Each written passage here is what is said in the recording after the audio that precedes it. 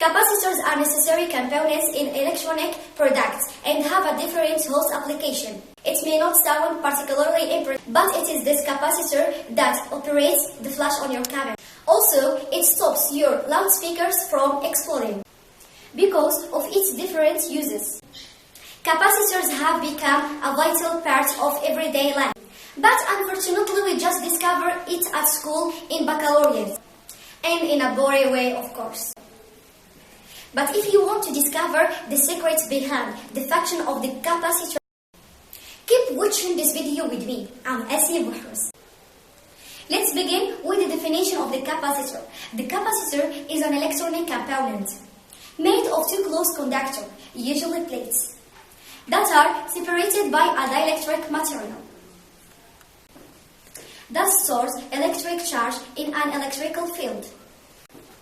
To explain how does it work in a circuit, we'll run this experiment.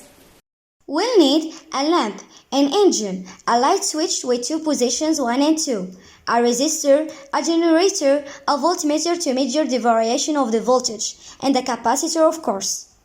We connect the capacitor to the voltmeter and to the generator. We switch to the first position. The capacitor gets charged and reaches 12 volts. Then, we switch to the second position. The capacitor transfers its charge to the engine and the propeller turned. The voltage goes down to 0 volts that it receives from the generator to give it back to the engine.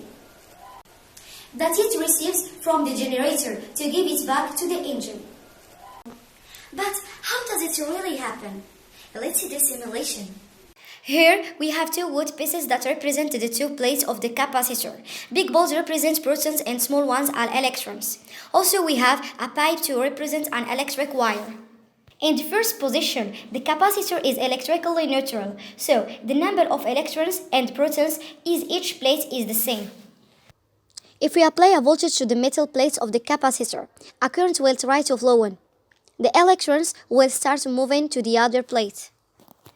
Because of the dielectric between the plates, the electrons won't be able to come back to their initial position. When we don't still have other electrons to pass, we said that the capacitor is charged. The battery and shorten the two ends of the capacitor. The accumulated electrons will start moving. Both plates become again electrically neutral. That's all for this video. I hope it was helpful and thank you so much for making it till the end.